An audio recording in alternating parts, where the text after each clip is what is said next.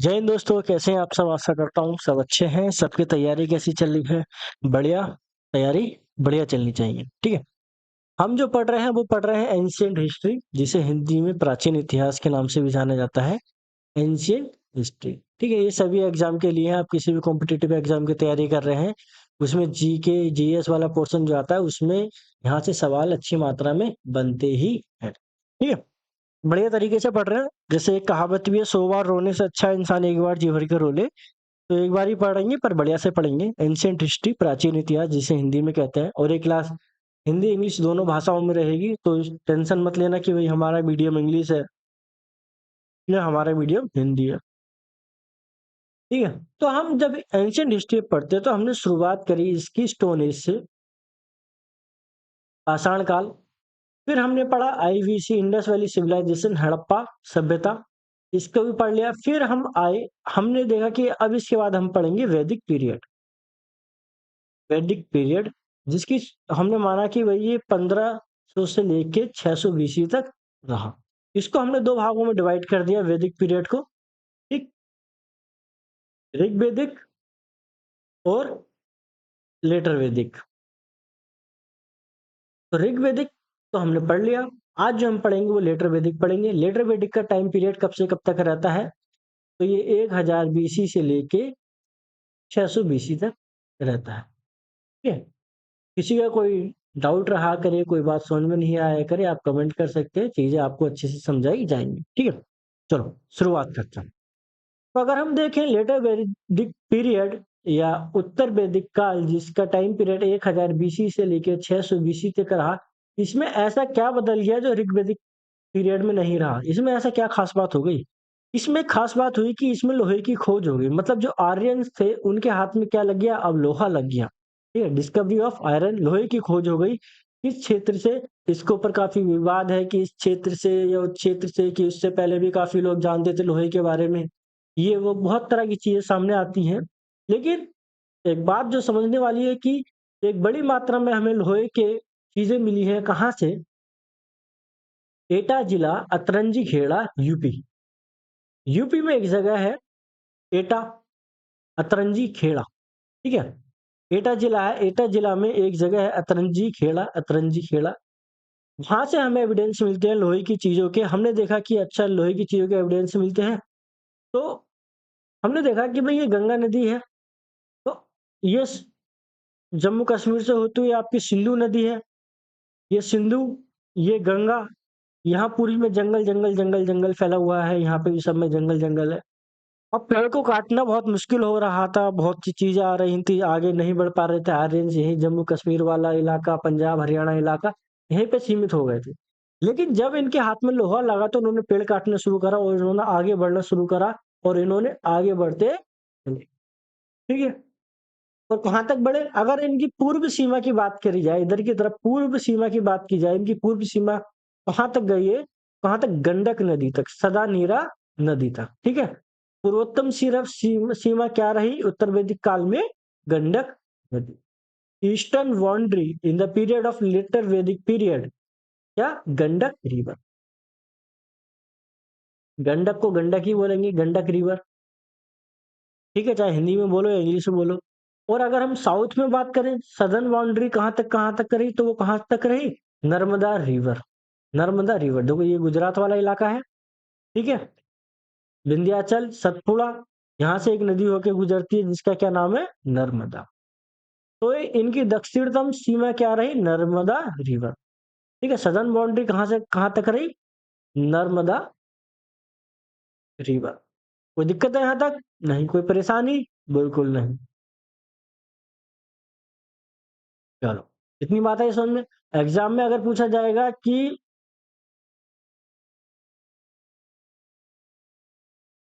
लोहे को लोहे को या आयरन को उत्तर वैदिक काल या वैदिक काल में किस नाम से जाना जाता था? तो उत्तर वैदिक काल में किस नाम से जाना जाता?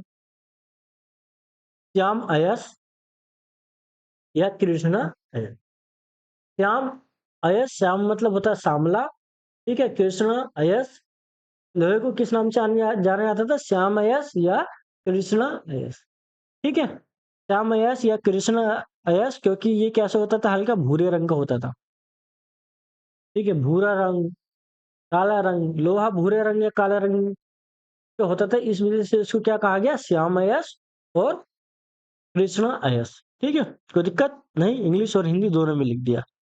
ठीक, उत्तर वैदिक काल के बारे में हमने इतना पढ़ा, लेटर वैदिक पीरियड के बारे में इतना हमने पढ़ा। अब हम देखते हैं इसकी पॉलिटी के बारे में, राजनीतिक व्यवस्था के बारे में। राजनीतिक व्यवस्था, ठीक है। इस समय एक घटना है, वो ये है कि अलग अलग दिशाओं के राजाओं को अलग अलग नाम से जाना जाता था। ठीक है, कि पूरब में अगर कोई राजा है तो उसको अलग नाम से जाना जाता है, दक्षिण में है तो उसको अलग नाम से जाना जाता है, मध्य में है तो उसको अलग नाम से जाना जाता है। इस तरीके से अलग अलग नाम से जाना जाता था राजाओं को। ठीक है, तो जैसे पूर्व का अगर कोई राजा है तो उसको किस नाम से जाना जाता था, पूर्व। ईस्ट, ईस्ट के राजा को किस नाम से जाना जाता था, सम्राट। वहीं अगर नॉर्थ के राजा की बात की जाए, नॉर्थ में किस नाम से जाना जाता था, विराट। पश्चिम में किस नाम से जाना जाता था, सौराठ। ठीक है, और दक्षिण में किस नाम से जाना जाता था, भोज। ठीक, और मध्य में किस नाम से जाना जाता था, राजन। मध्य मतलब मिडिल, मिडिल में किस नाम से जाना जाता था, राजा या राजन के नाम से। नॉर्थ में विराट के नाम से, पूर्व या ईस्ट में सम्राट के नाम से, साउथ में भोज के नाम से, सौराठ पश्चिम दिशा की ओर जो राजा होते थे उनको क्या कहते थे, सौराठ। ठीक है, एक बार ये भोज के बारे में पूछा भी गया है। ठीक, ऐसे कहावत भी है, कहाँ राजा भोज कहाँ गंगू तेली। ठीक, तो दिक्कत है यहाँ तक। इसके बाद हम और देखते हैं पॉलिटी के बारे में। जैसे पॉलिटी की ओर देखें तो जो हमने ऋग्वेदिक काल में पढ़ा कि भाई 3 तरह की समितियां थी, विदत, सभा और समिति। विदत, सभा और समिति, ये 3 तरह के ब्रांच थी। 3 तरह की ब्रांच थी, कौन कौन सी, सभा, समिति और विदत। ठीक है, तो लेटर वैदिक पीरियड में क्या हुआ, या उत्तर वैदिक काल में क्या हुआ, जो विदत था, जो ये विदत विदत ये तो डिसअपेयर हो गया, मतलब खत्म हो गई। ये वाली ब्रांच खत्म हो गई, विदत खत्म। विदत में क्या चीज डिस्कशन करते थे, रिलीजियस। ये कैसी थी, रिलीजियस ब्रांच, खत्म। अगला सभा और समिति, सभा और समिति। सभा और समिति, इसमें ऋग्वेदिक काल में जो महिलाएं थी उनको पार्टिसिपेट या कहा जाए उसके अंदर शामिल होने की अनुमति थी। लेकिन लेटर वैदिक पीरियड में जो वुमेन थी उनको पार्टिसिपेशन करने के लिए अलाउ नहीं किया गया, कि अब वुमेन इसमें पार्टिसिपेट नहीं कर सकती थी, सभा समिति में वुमेन पार्टिसिपेट नहीं कर सकती थी। मतलब कहा जाए जो लेटर वैदिक पीरियड उत्तर वैदिक काल है उसमें जो वुमेन्स राइट्स है या जो महिलाओं के अधिकार थे वो कैसे शुरू हो गए, कम होने शुरू हो गए। ठीक है, और ये सभा और समिति किसके द्वारा चलनी शुरू हो गई, ब्राह्मण्स के द्वारा। ठीक है, और कैसे वे में, सेंट्रलाइज वे में, कि अब जो करेंगे हम डिसाइड करेंगे, इस तरीके के आइडियोलॉजी आने लगी और ब्राह्मण इसको डोमिनेट करने लगे। ठीक, कोई दिक्कत यहाँ तक नहीं। अगली चीज हम पढ़ते हैं, देखो आपसे पूछा जाएगा सभा और समिति में क्या महिलाओं को अधिकार था पार्टिसिपेट करने का उत्तर वैदिक पीरियड में, नहीं। क्या वैदिक ऋग्वेदिक काल में उनको अनुमति थी पार्टिसिपेट करने की, हाँ भाई। ऋग्वेदिक काल में वो उसमें सम्मिलित हो सकती थी, लेकिन उत्तर वैदिक काल के अंदर नहीं। ठीक है, तो इतना हमने पढ़ा, यहाँ तक किसी को दिक्कत नहीं आनी चाहिए। फिर इसके बाद हम देखते हैं कि राजा को उसकी मदद करने के लिए कुछ रतन होते थे। रतन का मतलब यह है कि कुछ प्रमुख लोग होते थे, कुछ प्रमुख लोग होते थे जो राजा की क्या करते थे, मदद करते थे। जैसे पुरोहित, पुरोहित इसको बोलते थे प्रीस्ट, जो पंडित होता है, वो राजा की मदद करता था कि हाँ भाई जंग पे जाएंगे, ईश्वर हमारे साथ है, आप जीतोगे। अगला युवराज, जो होने वाला राजा है, द क्राउन प्रिंस। रानी, क्यून। सारथी, जो राजा का रथ चलाता था, सारथी। ठीक है, कैरिएटर। पालागल, जो मैसेंजर, जो मैसेंजर होता था, मतलब राजा की तरफ से संदेश लेके आता था, दे के आता था। अगला अक्षबाप, जो कोरियर भेजता था इधर उधर, कोरियर का काम करता था। ठीक है। अगला संग्रहिता, संग्रहिता कौन होता था? ट्रेजरार, ट्रेजरार जिसके हाथ में सब कुछ जितनी भी पूंजी वगैरह है उसकी चाबी रहती थी कि हाँ भाई लेखा जोखा ये रखेगा। ट्रेजरार होते नहीं है, ट्रेजरार जो होते हैं जैसे आज के समय में ट्रेजरार का मतलब जैसे अकाउंटेंट जो होता है वो सब कुछ जानकारी रखता है कि इतना पैसा अकाउंट में आया, इतना नहीं आया, यहाँ से आया वहां से आया। ठीक है, तो ट्रेजरार होता था। अगला भागदुए, भागदुए कौन होता था? कलेक्टर ऑफ टैक्स, जो टैक्स को कलेक्ट करता था, कर संग्रहता, जो कर या टैक्स को कलेक्ट करता था। ठीक। अगला है गोविंद, गोविंद कर्तन, गोविंद कर्तन, गोविंद कर्तन head of forest department, head of forest department, head of forest department. ठीक है, बात हुई क्लियर? एक तरीके से मतलब जैसे मान लो इस समय सबसे प्रमुख चीज क्या थी भाई? काऊ और दूसरे एनिमल। अब उनको क्या चाहिए? चारा चाहिए। चारा चाहिए तो भाई चारा कहाँ से आएगा? जमीन चाहिए उसके लिए। तो जमीन किसके कंट्रोल में चली जाती थी? इसके, गोविंद कर्तन के। ठीक है, तो इसको बोला जाता था हेड ऑफ फॉरेस्ट डिपार्टमेंट। ठीक है, कोई दिक्कत यहाँ तक नहीं? चलो एक बार रिवाइज कर लेते हैं इसको। राजा की मदद करने के लिए कुछ प्रमुख सलाहकार उसके पास होते थे। राजा के, उनको बोला गया राजा के रतिन, राजा के रतिन। जैसे हम मुगल काल में पढ़ते हैं नौ रत्न के बारे में, उसी तरीके से राजा के रतिन। जैसे पुरोहित, वो राजा को सलाह देता था, पुरोहित द प्रीस्ट। युवराज, आने वाला राजा। रानी, क्यून, सारथी, जो उसका रथ चलाता था। ठीक है। पालागल, जो उसका मैसेंजर होता था, मतलब जो राजा की तरफ से बोलता था। जैसे मान लो राजा को जुआ खेलना है तो राजा की तरफ से जो पासा डालेगा भाई वो यही हुआ पालागल। अक्षबाप, जो क्या कुरियर लेकर आता था, वही संदेश इधर से उधर लेके जाता था। ठीक है। अगला संग्रहिता, ट्रेजरार, संग्रहिता ट्रेजरार, जो सारी पूंजी अपने पास रखता था। भागदुए, जो टैक्स को कलेक्ट करता था। अगला गोविंद कर्तन, जो हेड होता था किसका? फॉरेस्ट डिपार्टमेंट का। एग्जाम में इनमें से देखो किस किस के बारे में ज्यादातर पूछा जाता है। एक तो संग्रहिता, ठीक है, भागदुए और पालागल। इनके बारे में, इन तीनों के बारे में तो आपको पता ही होना चाहिए। आप इन तीनों के बारे में नहीं भूल सकते। ठीक है, एक बार एग्जाम में पूछा गया था कि उत्तर वैदिक काल में संग्रहिता से क्या तात्पर्य है, उसमें एक ऑप्शन था ट्रेजरर। ठीक, इस तरह की चीजें पूछी जाती हैं। ठीक है, अब देखो इसको पढ़ना कैसे है, याद कैसे हो चीज। आपने इसको आज पढ़ा, ठीक है, नोट्स बनाए, आज पढ़ा, फिर इसके बाद इसको अगले दिन 5 मिनट के लिए देखा, फिर 3 दिन बाद उसको 5 मिनट के लिए देखा, फिर 6 दिन बाद 5 मिनट के लिए देखा। फिर इस तरीके से ये चीजें कुछ समय बाद आपको खुद ही याद हो जाएंगी। बाकी इसको लिख लिख के प्रैक्टिस करो, सबसे आसान तरीका यही है। अगली देखते हैं इकोनॉमी किस तरीके से चलती थी, या सोसाइटी किस तरीके से चलती थी। ठीक है, कोई दिक्कत है यहाँ तक किसी को? और इस समय एक चीज और होनी शुरू हुई थी, जैसे अगर हम पॉलिटी की ही बात करें तो एक घटना और शुरू होनी हुई थी। जैसे ये एक जनपद है,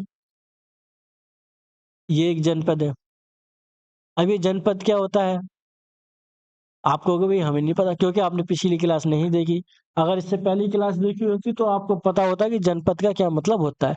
अब ये जनपद जनपद आके मिलने शुरू हुए और इन्होंने बनाना शुरू कर दिया क्या? महाजनपद। ठीक है, कैसे? जैसे मान लीजिए दो डिस्ट्रिक्ट है, वो आपस में मिल गए, उनके मिला के बड़ा डिस्ट्रिक्ट बना दिया। ठीक है, जैसे कई सारे डिस्ट्रिक्ट को मिला के जोन इस तरीके से बना देते हैं चीज, उसी तरीके की। ठीक है, अगला हम पढ़ते हैं सोसाइटी के बारे में। इस समय की सोसाइटी कैसी थी, तो हम देखते हैं सबसे पहले वर्ण सिस्टम। वर्ण सिस्टम, अगर हम वर्ण सिस्टम या वर्ण व्यवस्था की बात करी जाए तो इस समय वो कैसी हो गई थी? हेरिडेटरी, वंश के आधार पे। मतलब कि ब्राह्मण का बेटा ही ब्राह्मण बनेगा, ब्राह्मण का बेटा ब्राह्मण, ब्राह्मण का बेटा ब्राह्मण, ब्राह्मण का बेटा ब्राह्मण, ब्राह्मण का बेटा ब्राह्मण, चाहे उसके कम कर्म जो है वो ब्राह्मण के हों या ना हो। ठीक है, उसी तरीके से क्षत्रिय के बेटा क्षत्रिय, क्षत्रिय के बेटा क्षत्रिय, क्षत्रिय का बेटा क्षत्रिय, क्षत्रिय के बेटा क्षत्रिय, क्षत्रिय का बेटा क्षत्रिय, चाहे उसका कर्म हो या ना हो ऐसा। ठीक है, कर्म का कॉन्सेप्ट खत्म कर दिया, वंश के ऊपर ला दिया उन्होंने। ठीक है, तो दिक्कत है यहाँ तक?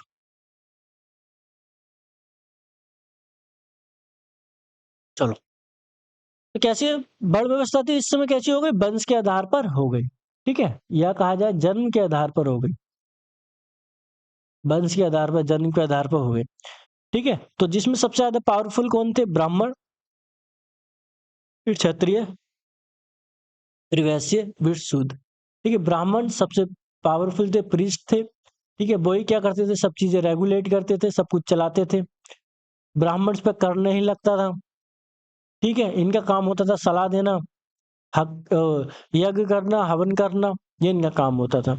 इनके बाद क्षत्रिय, क्षत्रिय कौन होते थे भाई, इनको बता दिया कि तुम्हारा काम है लड़ाई करना। इसके बाद वैश्य, वैश्यों को बता दिया भी तुम्हारा काम क्या है, व्यापार करना, ठीक है। उसके बाद शूद्र, शूद्र को बता दिया गया तुम्हारा काम क्या है, सेवा करना, सेवा करना। इसमें सबसे बुरी हालत जो थी वो किनकी थी, शूद्र की थी, क्योंकि इनसे क्या छीन लिया गया, एजुकेशन, कि भाई अगर आप पढ़ोगे तो जीभ काट दी जाएगी, कानों में ये तार वूर डाल दिया जाएगा, बहुत ज्यादा यातनाएं दे दी गई, ठीक है। शूद्र को भी दो तरह से बांट दिया गया, किस काल में, गुप्त काल में बांट दिया गया था, लेकिन इस समय आप पढ़ो तो शूद्रों की बहुत बुरी हालत है, उनको शिक्षा का अधिकार नहीं दिया गया है, ठीक है। और उन पे बहुत ज्यादा प्रताड़ना शुरू कर दी थी, ठीक है। उनको अधिकार नहीं कि आप सोसाइटी में रह सको, इस तरीके के अधिकार उनसे छीन लिए गए, उनके राइट्स उनसे छीन लिए गए, और इनको एक्सप्लॉइट करना शुरू कर दिया गया, मतलब शोषण करना शुरू कर दिया गया, किनका, शूद्र लोगों का शोषण करना शुरू कर दिया गया, बहुत बुरी तरीके से, ठीक है। कोई दिक्कत यहाँ तक नहीं। अगले देखते हैं महिलाओं की स्थिति कैसी थी इस समय, तो महिलाओं की स्थिति भी बहुत ज्यादा गिर गई, ठीक है। जैसे उनको जो पहले प्रॉपर्टी राइट था, जो संपत्ति में अधिकार था, संपत्ति का अधिकार था पहले, लेकिन अब संपत्ति का अधिकार उनसे छीन लिया गया, कि अब पिता की जो संपत्ति है वो किसके नाम आएगी, बेटे के नाम आएगी, बेटी को कुछ ना मिलेगा, ठीक। तो प्रॉपर्टी जो राइट था वो किससे ले लिया गया, महिलाओं से ले लिया गया, और जो उनको पढ़ने लिखने का अधिकार था वो भी बहुत ज्यादा सीमित कर दिया गया, ठीक, वो भी बहुत ज्यादा सीमित कर दिया गया। कोई दिक्कत है यहाँ तक नहीं। तो महिलाओं की स्थिति भी दयनीय हो गई इस समय में। मैरिज, विवाह, अनुलोम विवाह, अनुलोम विवाह इसको अलाउ कर रखा था कुछ हद तक। अनुलोम विवाह का मतलब ये होता है जिसमें लड़का जो होता है वो हाई कास्ट से, लड़की लो कास्ट से, इस तरीके के विवाह को अनुमति दे रखी थी। लेकिन प्रतिलोम विवाह जिसमें लड़की हाई कास्ट से, लड़का लो कास्ट से, इसको पूर्णतः क्या कर दिया, बैन कर दिया या प्रतिबंधित कर दिया, प्रतिबंधित कर रखा था, ठीक है। लव मैरिज, गंधर्व विवाह को इतना अच्छा पसंद नहीं किया जाता था, लेकिन यह है कि भाई जो राजा महाराजा होते थे भाई उनकी बेटियां बेटे करते थे गंधर्व विवाह, कि हाँ हमें ये पसंद है, स्वयंवर, नॉट मच वेलकम, ठीक है, मतलब ज्यादा पसंद नहीं किया जाता था। इंटरकास्ट मैरिज, अंतर जातीय विवाह पूर्णतः बंद कर दिया गया था, कि जो जिस कास्ट का वो उसी कास्ट में रहे, ठीक है। मतलब एक तरीके से ये समझो कि जो इंसान है, इंसान जो है उसको इंसान से बांट दिया, कि भाई ये है, ये है, बताना शुरू करा कौन, जो जमीन पे खुद इंसान है, और वो कह रहा है किसके नाम पे, कि भगवान ने ऐसे करा। और कमाल की ये बात है, भगवान ने धरती पे आके कुछ नहीं कहा, इंसान ने भगवान का नाम लेके कहा। चलो आगे शुरू करते हैं, आपको एग्जाम क्रैक करना है, नौकरी लेनी है, बात खत्म। तो वर्णन सिस्टम के बारे में हमने देख लिया कि बहुत ज्यादा एक्सप्लॉइटेटिव या शोषण वाली, शोषण का इसका नेचर रहा। महिलाओं की कंडीशन वो भी बहुत गिरती चली गई, अनुलोम प्रतिलोम विवाह, लव मैरिज, इंटरकास्ट मैरिज, इन सब चीजों के बारे में हमने पढ़ा, ठीक है। अगला हम देखते हैं सोसाइटी में ही कि इसमें हम देखेंगे आश्रम सिस्टम के बारे में, जिसका जो हमें कहाँ से पता चलता है, यजुर्वेद से हमें पता चलता है आश्रम सिस्टम के बारे में, कि 4 स्टेज ऑफ लाइफ, जिसमें 3 जो थी वो इस काल में आ गई थी, लेकिन चौथी बहुत बाद में जुड़ी, लेकिन हम साथ ही पढ़ लेते हैं चारों को, ठीक है, कोई दिक्कत है इसमें नहीं। तो सबसे पहले है ब्रह्मचर्य, ब्रह्मचर्य 4 स्टेज ऑफ लाइफ, ब्रह्मचर्य जिसमें 25 साल तक उसको जंगल में रहना, या शिक्षा लेना, या संस्कार सीखना, इस तरीके की चीजों में उसको लगा रहना पड़ता था। मतलब वो अपने एक तरीके से स्कूल कंप्लीट कर रहा है 25 साल तक, उसको बोला गया ब्रह्मचर्य एज। उसके बाद उसको गृहस्थ जीवन में, मतलब 25 से लेकर 50 तक वो किस में रहता था, गृहस्थ जीवन में, गृहस्थ, गृहस्थ मतलब गृह परिवार, घर परिवार की जिम्मेदारी, इस सब चीजों में। उसके बाद अगला वानप्रस्थ जीवन। वानप्रस्थ जीवन मतलब ये हुआ कि अब वो इधर उधर घूमेगा, जब अब उसकी उम्र 50 साल से ऊपर हो गई, अब वो इकोनॉमिकली ज्यादा एक्टिव नहीं रह सकता, ना ज्यादा कमा सकता, ना ज्यादा उसकी हेल्थ अब सही रह सकती। तब वो क्या काम करेगा, इधर उधर घूमेगा और खोज करेगा किसकी, सत्य की। ठीक है। उसके बाद सन्यास, ये बाद में जोड़ दिया गया, क्या, सन्यास। वो क्या ले लेगा, समाधि ले लेगा। ठीक है, सन्यास। ठीक है। तो ये था हमारी सोसाइटी के बारे में, हम देखो सोसाइटी के बारे में हमने पढ़ा। ठीक है, पहली चीज वर्ण सिस्टम, दूसरी महिलाओं की स्थिति, तीसरे मैरिज, और चौथी स्टेज ऑफ लाइफ। अब देखते हैं इकोनॉमी की बारे में कि इस समय इकोनॉमी कैसी रही। ठीक है, जैसे एग्जाम में आपसे अगर पूछा जाए कि ये बताइए, आश्रम सिस्टम के अनुसार सबसे पहली स्टेज कौन सी है, तो कौन सी है, ब्रह्मचर्य। सबसे अंतिम, संन्यास। ठीक है, ये चीज आपको पता होनी चाहिए। इकोनॉमी, आर्थिक व्यवस्था के बारे में देखते हैं। तो इकोनॉमी कैसी थी भाई, कृषक थी, क्या कर रहे थे, फार्मिंग कर रहे थे, उससे सरप्लस हो रहा था, मतलब अ, अनाज ज्यादा उगा ले रहे थे, जिससे हम ट्रेड कर ले रहे थे। ठीक है, ट्रेड कर ले रहे थे, व्यापार हो रहा था। तो इस तरीके की चीज है। ठीक। प्लगिंग रिचुअल, हमें उसकी जानकारी मिलती है कहाँ से, संतोपत ब्राह्मण से। संतोपत ब्राह्मण से। प्लगिंग रिचुअल मतलब जब हम बुआई करते हैं, जो खेत है उसकी जुताई करी, उसमें बीज डालोगे, उसको बोलते हैं प्लगिंग। मतलब उसको, खेत को जुताई करना, जुताई करना खेत की, उसको बोलते हैं प्लगिंग। रिचुअल होते थे, मतलब उसमें पंडित आता था, उससे पहले तुम्हें कुछ बताएगा, ये दान करो, वैसा करो, ये करो, वो करो। तो उसको बोला जाता है संतोपत ब्राह्मण में, इस बात का जिक्र मिलता है। उसके बाद देखते हैं हम टैक्सेशन सिस्टम, इसमें कर का क्या था, कर किस तरीके से लगता था, कैसे नहीं लगता था। तो कर को बोला जाता था बाली, भाग और शुल्क। बलि, भाग, शुल्क। बलि, भाग, शुल्क। ठीक है। अब इस समय जो हुआ, देखो, हमने देखा कि ऋग्वैदिक काल में क्या था, टैक्स जो था वो जिसका जितना मन है वो उतना दे रहा है, वॉलेंट्री है, आपकी इच्छा है भाई, जितना आपकी क्षमता है उतना ले आओ और दे दो। लेकिन जब लेटर वैदिक पीरियड आया तो राजा बोला कि नहीं नहीं नहीं नहीं, ऐसा काम नहीं चलेगा भाई। टैक्स लेके आओ, इतना इतना तो हमारा ही है, इतना तो हम ले जाएंगे। अच्छा, 100 एकड़ में तुम्हारी फसल है, ठीक है, 10 एकड़ हमारी हो गई। इस तरीके की चीजें। या 100 क्विंटल धान निकला है, इतने क्विंटल हमारा हो गया। ठीक, तो टैक्सेशन इस समय ज्यादा क्या हो गया, रिजिड हो गया, ज्यादा कठिन हो गया टैक्सेशन सिस्टम। जिस वजह से किंग को अब क्या कहने लगे, विषमत्ता। विषमत्ता, विषमत्ता मतलब जनता का खून चूसने वाला, विषमत्ता। ठीक है, विषमत्ता, किंग को क्या कहने लगे, विषमत्ता। और इस समय क्या था, वाटर सिस्टम। वाटर सिस्टम क्या होता है, कोई बताएगा। चलो, कोई नहीं बता रहा, हम ही बता देते हैं, समझो बात को। देखो, दो चीजें होती हैं। आपके पास 10 रुपए हैं, आप मार्केट गए, दो बिस्कुट ले आए। ठीक है, लेकिन हमारे पास टेक्नोलॉजी है, सब कुछ है, हमने क्या काम करा, 10 रुपए छाप लिए। लेकिन इस समय तो कुछ नहीं था, इस समय तो नोट था ही नहीं लोगों पे, तो वो क्या करते थे, किसी के पास टमाटर है, किसी के पास सेब है, किसी के पास कुछ है, किसी के पास गेहूं है, किसी के पास चना है। तो जिसके पास चना है, उसको गेहूं चाहिए, तो वो गेहूं वाले के पास जाता था और कहता था, ले भाई, मुझसे तू चना ले ले, मुझे गेहूं दे दे। उन्होंने कहा ठीक है भाई, ला चना दे, तू गेहूं दे। तो ये, जिसको इस चीज की जरूरत होती थी वो उसको ढूंढता था, जिसको इस चीज की जरूरत होती थी वो उसको ढूंढता था। ठीक है, मतलब चीज के बदले चीज, सामान के बदले सामान, गुड्स के बदले गुड्स। तो ऐसे ही सिस्टम को क्या कहा गया, water system. Goods exchange system, मतलब इसमें ट्रेड किसके द्वारा करते थे हम, गुड्स, सामान के द्वारा करते थे। ठीक है, कोई दिक्कत है नहीं। अब देखो, कुछ शब्द हैं जिनके वो बारे में आपको पता होना चाहिए। जैसे एग्जाम में एक बार पूछा गया था कि गोधुमा से क्या तात्पर्य है, तो गोधुमा किसे कहते हैं, गेहूं। व्हीट को क्या कहते हैं, गोधुमा। गोधुमा। ठीक है, बार्ले को क्या बोलते हैं, यव। जो, हिंदी में क्या बोलते हैं, बार्ले को जौ बोलते हैं, जिसको वैदिक पीरियड में क्या कहते थे, यव। और राइस को क्या बोलते थे, ब्री। ठीक है, व्री।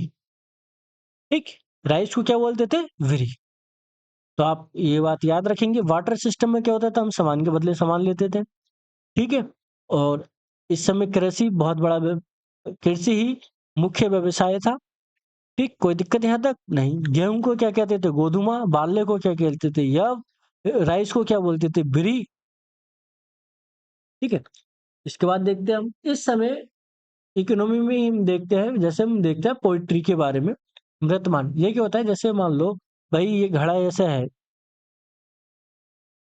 ठीक है, पानी रखना है, इस तरीके से लोग डेकोरेशन करना है, तो इस तरीके से कुछ मिट्टी के बर्तन बनाते थे। मृतभांड मतलब, भांड मतलब बर्तन, और मृत मतलब मिट्टी, मिट्टी के बर्तन, पोइट्री मृत भांड।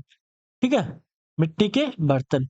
इसको इस समय कैसे बर्तन पाए जाते थे, या कैसे मृत भांड पोइट्री होती थी? तो कैसे? Painted grey colour, painted grey colour, grey colour poetry, grey colour poetry. जैसे आपसे पूछा जाए, ये बताइए उत्तर वैदिक काल में किस तरह की पोइट्री पाई जाती थी, या निम्नलिखित में से कौन सी पोइट्री या मृतभांड उत्तर वैदिक काल से संबंधित है? Option A grey colour pottery, option B black colour pottery, option C red colour pottery, option D इनमें से कोई नहीं। तो ये कौन सी थी? Grey colour.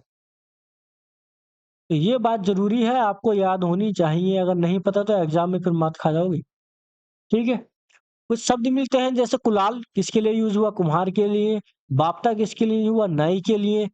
केवर्थ किसके लिए यूज हुआ? मछुआरे के लिए। धीवर किसके लिए हुआ? जो टोकरी बनाते थे, टोकरी। देखो, कुछ चीजें तो आज के समय में घर से विलुप्ति हो गई है, जिसमें से एक है टोकरी। पहले टोकरी किस चीज से बनती थी भाई?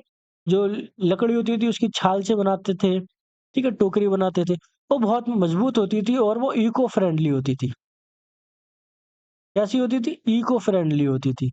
ना तो वो प्लास्टिक की होती थी, ना किसी चीज की होती थी, मतलब वो नुकसान नहीं देती थी। ठीक है, उसमें खाने की चीजें भी रखी जाती थी, और भी चीजें रखी जाती थी। हर किसी घर में टोकरी होती थी। आज के समय में सब चीजें खत्म होती चली आ रही है पुरानी। ठीक है, दूसरी चीज देखते हैं हम, इस समय की रिलीजियस या धार्मिक व्यवस्था। रिलीजियस या धार्मिक व्यवस्था। ठीक है, तो अगर इस समय देखें कि इस समय सबसे प्रतापी देवता कौन थे? ब्रह्मा, विष्णु, शिव। ब्रह्मा, विष्णु, शिव। ब्रह्मा, विष्णु, शिव, ये थे सबसे प्रतापी देवता। भाई अगर हम देखें ऋग वैदिक काल में सबसे प्रतापी देवता कौन से थे भाई? इंद्र। इस समय ब्रह्मा, विष्णु, शिव। ठीक है, जिसमें हमें कॉन्सेप्ट नजर आता है त्रिदेव, ट्रिनिटी गॉड, ट्रिनिटी गॉड, जिसमें प्रजापति क्रिएटर, ठीक है, विष्णु प्रिजर्वर जो बचाता है, रुद्र डिस्ट्रॉयर जो तबाह करता है। ठीक, और इस समय एक देवता थे पूसन, जो ऋग्वेदिक काल में किसके थे? वनस्पति के देवता, वनस्पति के देवता। लेकिन लेटर वैदिक पीरियड में वो किसके देवता होगा? शूद्रों के देवता होगा। लेटर वैदिक पीरियड में वो किसके देवता होगा? शूद्रों के देवता हो गए। ठीक है, इतनी बात हुई क्लियर। ठीक है, इस समय कुछ सैक्रिफाइस भी किए जाते थे, जिसमें लार्ज स्केल एनिमल सैक्रिफाइस किए जाते थे। मतलब भगवान के नाम पे किसकी हत्या की जाती थी, किसकी बलि चढ़ाई जाती थी, एक तरीके से बलि प्रथा समझो। ठीक है, इसमें क्या काम किया जाता था? जानवरों की बलि दी जाती थी।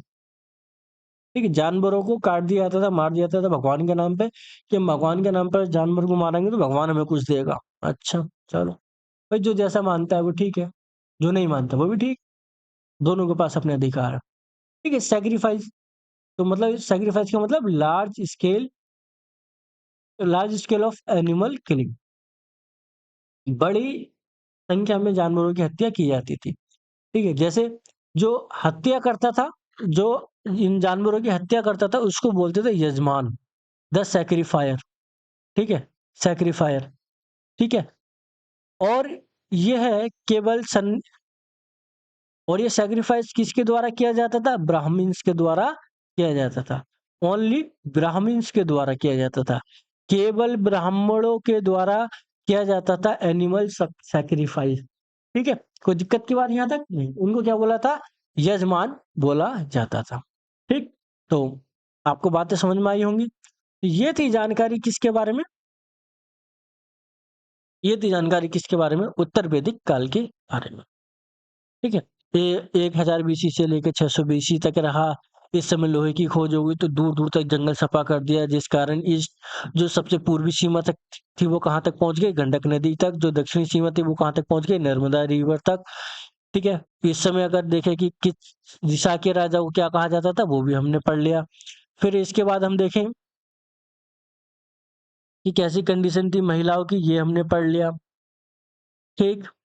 राजा की मदद करने के लिए कुछ रतन होते थे, उनके बारे में हमने पढ़ लिया।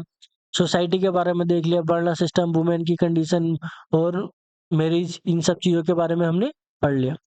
ठीक। अगला हमने इकोनॉमी के बारे में देखा कि यहाँ एग्रीकल्चर बढ़िया चलता था, इस तरीके की चीजें। फिर इसके बाद पोइट्री किस तरीके की होती है, जैसे painted grey ware, paint grey colour pottery. कुछ नाम देखे, जैसे मछुआरों को केवट कहा जाता था। धार्मिक व्यवस्था देख ली कि सबसे प्रतापी देवता कौन से थे, ब्रह्मा। ठीक है। ट्रिनिटी ऑफ गॉड के बारे में, पूषण के बारे में। जैसे आपसे एग्जाम में अगर पूछा जाए उत्तर वैदिक काल में पूषण किसके देवता थे, तो किसके थे, शूद्रों के थे। वहीं आपसे पूछा जाए ऋग वैदिक काल में पूषण किसके देवता थे, तो वे किसके थे, वनस्पति के देवता। ठीक है। इस तरीके की चीजें हमें जो पढ़नी थी, कंप्लीट करनी थी, हमने कंप्लीट कर ली। आशा करता हूँ सब चीजें आपको समझ में आई होंगी। आज की क्लास रखते हैं यहीं। अच्छा, अगली क्लास के बारे में भी थोड़ा सा पढ़ लेते हैं। अगली क्लास जो है, हमने देखो वैदिक पीरियड पढ़ लिया।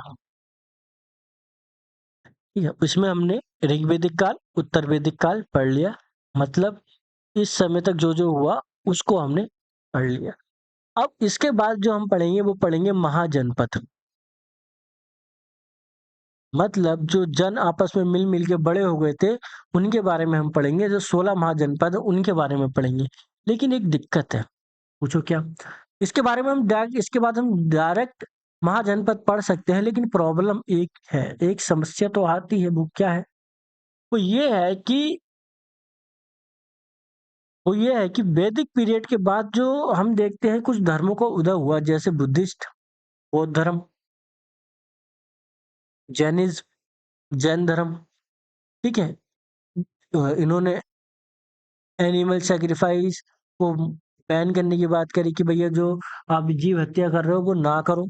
इस तरीके की चीजें होनी शुरू हुई। और एक चीज और हमें पढ़नी पड़ेगी, वो क्या, वैदिक साहित्य, वैदिक लिटरेचर। ठीक है। जिसमें हम पढ़ेंगे क्या, वेद के बारे में, उपनिषद के बारे में, आरण्यक के बारे में, इन सब चीजों के बारे में पढ़ेंगे, क्योंकि यहाँ से भी एग्जाम में पूछा जाता है। तो दो चीजें रहती हैं, पहली और दूसरी। फिर उसके बाद ये तीसरी चीज शुरू होगी। अब हम ये कर सकते हैं 1 3 2 या 1 2 3। ठीक है। तो जैसा भी करना होगा कर लेगी, लेकिन इसके बाद हमें क्या पढ़ना होगा, वैदिक लिटरेचर। फिर उसके बाद हो सकता है हम बौद्ध धर्म, जैन धर्म के बारे में पढ़े। फिर आराम से पढ़ेंगे 16 महाजनपद के बारे में। ठीक है। तो आज की क्लास में रखते हैं यहीं। अच्छे से पढ़िएगा, अच्छे से रिवाइज करिएगा। ठीक है।